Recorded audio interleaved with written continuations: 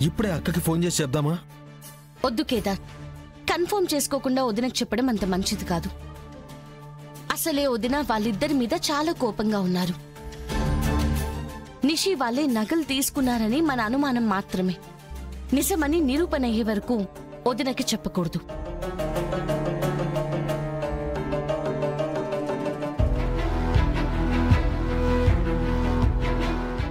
వీళ్ళేంటి మన వెనక వస్తున్నారు? ఎవరు? ఇంకెవరు? జగదాత్రి కేదార్, జగదాత్రి కేదార్, జగదాత్రి కేదార్. రాక్షసి ఒక్క పని కూడా సరిగా చేసుకునివ్వదు. ఇప్పుడు ఎలా యువరాజ్? ఏం చేద్దాం? ఇంద్రాణి గారికి రేపు పొద్దున్న డబ్బులు ఇస్తామని చెప్పేశాం.